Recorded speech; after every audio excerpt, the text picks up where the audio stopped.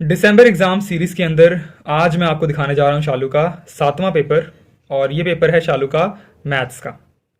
Math जो subject है, ये 80 मार्क्स का इसका पेपर हुआ था।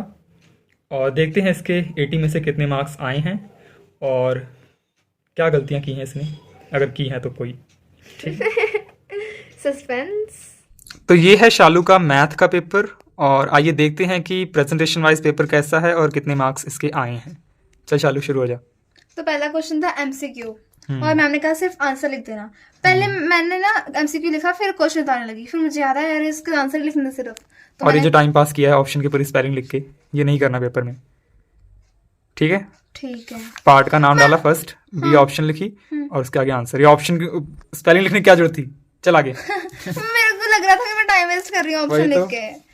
फिर उसके बाद ट्रू फॉल्स मैम ने कहा था इसके उतार के फिर लिखना है। तो ट्रू फॉल्स मैंने सारे उतारे और लिखा। फिर इसमें 7 आए हैं और उसके बाद ये ब्लैंक्स थी और इसमें भी सही आए हैं मार्क्स मेरे।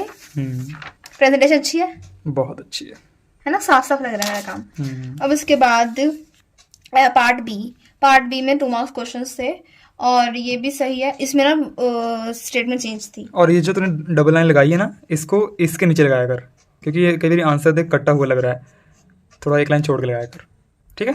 ठीक। चल आगे।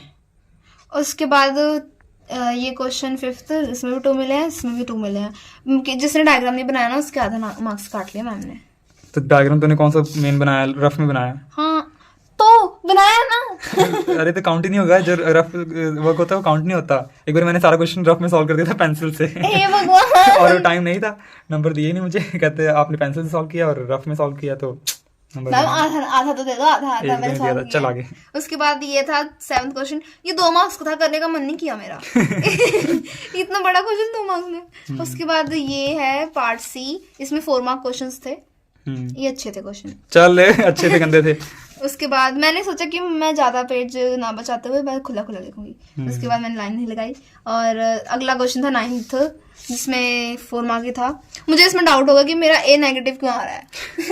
मैंने कहा पॉजिटिव आना चाहिए। तो फिर मैंने ये सॉल्व कर दिया, ये सही था, पर मैंने पीछे भी इसका सॉल्व किया है। उसके बाद अगला क्वेश्चन है कि रेशो निकालनी थी। इसकी तो रेशो ही रटी हुई थी। फिर मैंने कहा मैं एक्स फाइंड कर रही हूँ तो मैं वाई क्यों निकाल रही हूँ साथ में। तो मैंने वाई काट दिया, फिर मेरा आ गया था, रेशो आ गई थी। उसके बाद ये प्रूव दैट का पहला क्वेश्चन है, एक्सरसाइज पता नहीं कौन सी। ये सारा सही है मेरा।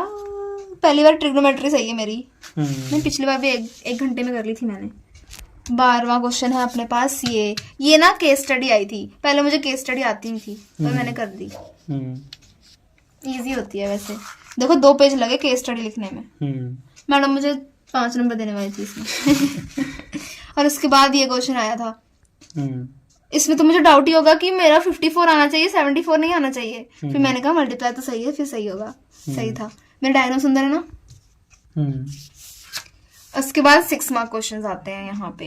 ये मैंने डायग्राम वो बनाया था। इसमें आया था कोसेकन थीटा, कोसेकन 0। ये मेन में नहीं बनाता, इसको उधर लास्ट पेज में बनाती। यहाँ पे ये लास्ट था। ये देखो खत्म हो गई थी शीट। ये नवी शीट ली है। अच्छा। Supplementary sheet. चलो। हाँ। मैं सोच रही थी कि मैम से शीट मांग के उस पर बनाऊं, फिर मैंने कहा नहीं सिर्फ बना देती हूँ। फिर ये 6 मार्क का पहला क्वेश्चन है। अच्छा, इतना इजी क्वेश्चन मैं सोच रही हूँ 6 मार्क में क्यों आया ये। इसको इरेज कर देती फिर, वैसे ना फिर सही नहीं लगता। जब तुझे पता था कि शीट खत्म हो गई तो इरेज करके अटेंड करती। चल आगे चल, तभी तो कहा कि प्रेजेंटेशन इंप्रूव करो।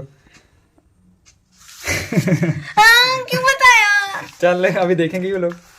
इसको एक नोट मिला है। पता है मैंने उल्टा कर दिया था। देखो शीट मैंने ऐसे लगाई, इधर से लिखना स्टार्ट कर दिया। मैंने सोचा ये आगे वाली शीट तो की। उल्टी शीट लगानी पड़ी मुझे क्योंकि मैंने इसका क्वेश्चन इधर कर दिया। फिर उसके बाद मैंने बीपीटी आई थी, इतनी इजी थी। उसके बाद ऐसे लग रहा था पेपर ही पता था मुझे, बस सॉल्व करके आना था। इसका भी आंसर रटा हुआ था।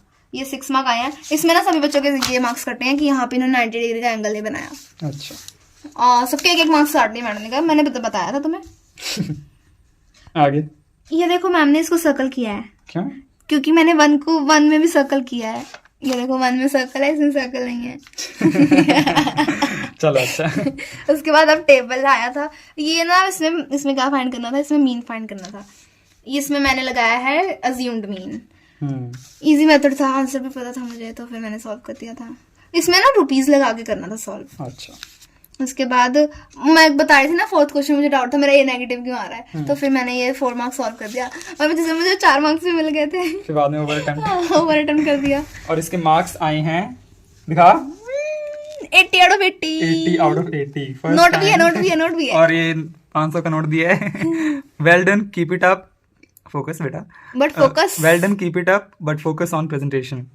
मेरी प्रेजेंटेशन गंदी नहीं है। वही ना, मतलब मैंने देखा इतना भी कुछ गंदा नहीं है, इस तरह से भी गंदे गंदे पड़े होंगे, मुझे पता है। प्रेजेंटेशन बस वही है कि थोड़ा जो आंसर है उसको बॉक्स में बंद कर दिया कर, और प्रेजेंटेशन में कर ही क्या सकते हैं, मैथ में फुल पत्ती तो बना नहीं सकते।